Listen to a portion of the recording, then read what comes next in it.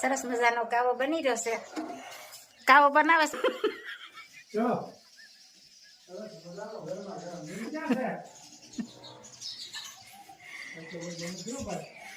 સરસ મજાનો ભાણિયાભાઈ માટે કાવો બનાવી રહ્યા છે.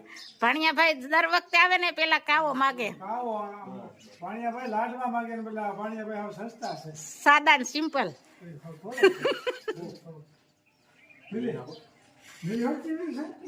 મિલી હતા ને કાવો પીવા આવે છે ટેસ્ટ કરવા.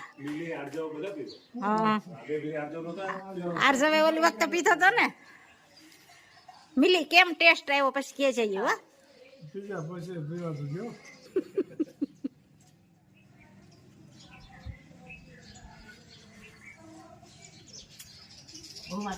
વાહ ભાઈ વાહ. પલોઠી મારીને પીવા. મિલી પલાઠી વાળી જ પીવા મળી છે ભાઈ. મસ્ત લાગ્યો એને. કેવો કાવો લાગ્યો મિલી?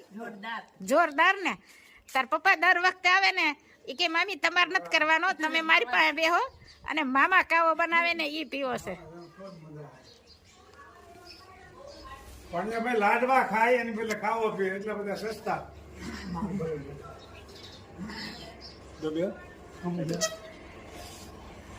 હા તો પીવો પીવો. વધારે પીવો હોય તો કેજો. જાતી વખતે પાછો બનાવી દે.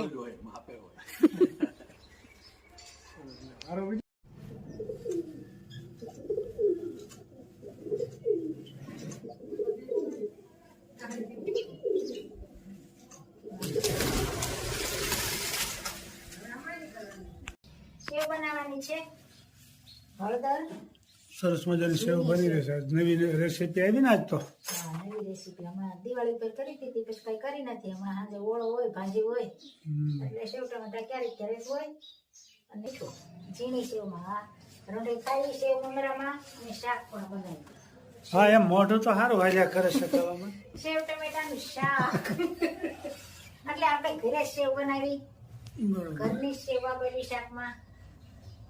મહેનત થોડીક થાય પણ ઘરે બનાવેલી સારી હોય. થોડી ફ્રેશ રે ફ્રેશ ફ્રેશ રે ફ્રેશ.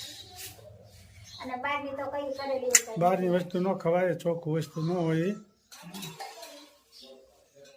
બહારની વસ્તુ તેલ જાણે હાવ સસ્તા માયલી વાપર્યું હોય એને. અને લોટ ને ચણા ને બધી હલકા માયલી જ વસ્તુ હોય. ઘરની વસ્તુ સારી હોય. સેવ તો ઘરે બનાવી છે એટલે આજે સેવની રેસીપી છે. બહાર ગામ જાય ત્યારે બહારનું વસ્તુ કઈ ખાવી નહીં, નાસ્તો ઘરનો જ હોય આપણે.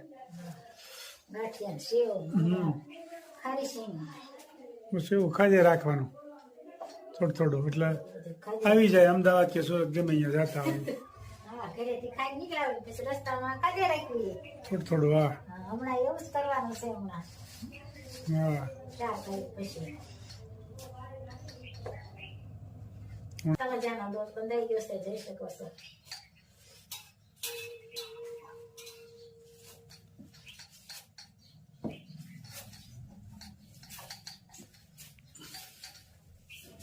સરસ મજાની સેવ બનશે.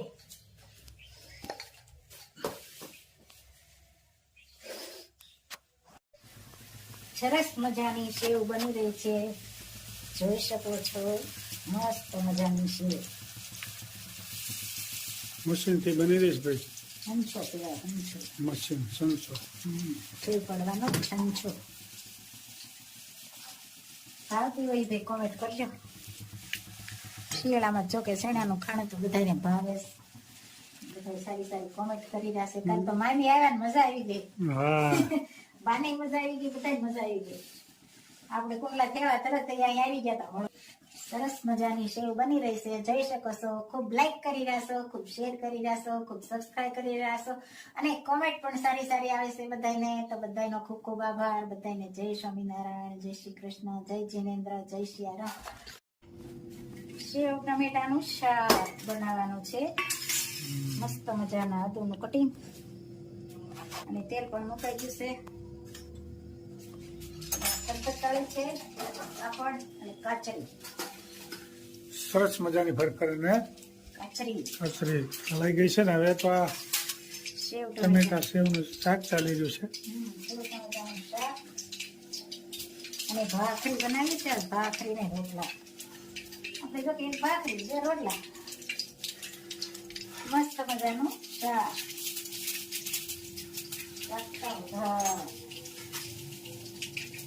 અને કોમેન્ટ પણ સારી સારી આવે છે. બધાનો ખૂબ ખૂબ આભાર.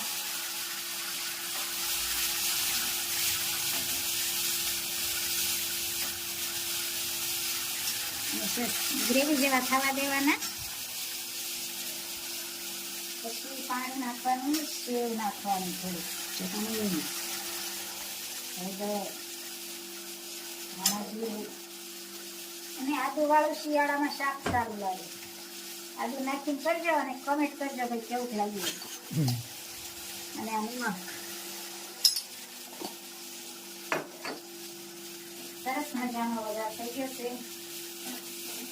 જોઈ શકો છો મસ્ત મજાનો વઘાર. સેવ ટમેટા શાક વઘાર.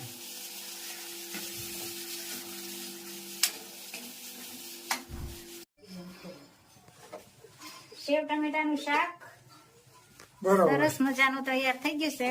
અને સાથ મેં ભાખરી. સરસ મજાનું શાક બની ગયું. ભાખરી પણ તૈયાર. અને શિવે સમાધિમાં રાસ દીઠો કૃષ્ણનો રે એવા ગોપી સંગે લીલા કરે ઘનશ્યામ. શિવે સમાધિમાં રાસ દીઠો કૃષ્ણનો રે એવી વેણું વગાડી વાલે વિઠલે રે ત્યાં કાંઈ કાઢો મધુરો સાદ. શિવે સમાધિમાં રાસ દીઠો કૃષ્ણનો રે એક શારદ પૂનમની રાતડી રે એવી ચંદ્ર સરોય કાશ. શિવે સમાધિમાં રાસ દીઠો કૃષ્ણનો રે એક ઢોલ વાગે ને બીજી ઢોલકી રે ત્યાં સોળે શરણાયુના સુર. શિવે સમાધિમાં રાસ દીઠો કૃષ્ણનો રે એક ગમર વાગે ને બીજી ઘૂઘરી રે ત્યાં ઝાંઝરનો જણકાર. શિવે સમાધિમાં રાસ દીઠો કૃષ્ણનો રે ત્યાં તો વેમાને બેસી દેવો આવ્યા રે ત્યાં પુષ્પોની વૃષ્ટિ થાય. શિવે સમાધિમાં રાસ દીઠો કૃષ્ણનો રે ત્યાં તો સૌદે બ્રહ્માંડ લગ્યા ડોલવા રે ત્યાં બ્રહ્માજી ભૂલ્યા વેદ. શિવે સમાધિમાં રાસ દીઠો કૃષ્ણનો રે કર જોડીને ભક્તો કરે વિનતી રે એવી શિવની સમાધિ છૂટી જાય. શિવે સમાધિમાં રાસ દીઠો કૃષ્ણનો રે. જય સ્વામિનારાયણ. ખૂબ સરસ મજાનું કીર્તન ગાયું મારા ભાઈએ. કૃષ્ણ ભગવાનને ગોપીઓનો રાસ ચાલતો હતો ત્યારે શંકર દાદાને એમ થયું કે હવે હું રમવા જાઉં. તો એ પાર્વતીજીએ ના પાડી કે એ રાસમાં તમારે ન જવાય. પણ શંકર દાદા રહી ન ગયા. પછી શંકર દાદા એવું કર્યું, ગોપી પોતે બન્યા, હાડી પહેરીને આમ અસલ ગોપી જેવી ગોપી બની ગયા શંકર દાદા. અને જ્યાં કૃષ્ણ ભગવાનને અને ગોપીનો રાસ હાલતા હતા ને એમાં ભળી ગયા. એટલે કોઈને ખબર ન પડે કે આ કોણ છે એમ. અને મીડાઈને અરે રાસ લેવા પછી તો એવો રાસ જામ્યો અને એટલા બધા શંકર દાદા મશગુલ બની ગયા રાસ રમવામાં. એની હાડી માથેથી વિખાઈ ગઈ, એની જટા છૂટી ગઈ. પછી તો ગોપીઓને ખબર પડી કે આ તો ભોળાનાથ છે. પછી તો ભોળાનાથને ખબર નથી આ હાડલો માથેથી વિખાઈ ગયો છે ને મારી જટા છૂટી ગઈ છે. પછી ગોપીઓ તો બધી ભેગી થઈને દાંત કાઢે અને કૃષ્ણ ભગવાને ખુદ મીડિયા દાંત કાઢવા કે ભોળાનાથ તમે શું કર્યું એમ. એ કે મારે પછી તો શંકર દાદા એવા શરમાણા. પણ પછી તો શું કરે એ કે મને આવી ખબર નહોતી રહી, પણ મને રાસમાં એટલા બધા હું મશગુલ બની ગયો હતો. આવું સત્ય ઘટના બની ગઈ છે. કૃષ્ણ ભગવાનનો રાસ હાલતો હતો એમાં શંકર દાદા ખુદ પોતે રાસ રમવા આવ્યા હતા ગોપીનો વેશ ધરીને. અને એને હાડી વિખાઈ ગઈ હતી ને જટા છૂટી ગઈ હતી એટલા મશગુલ બની ગયા હતા.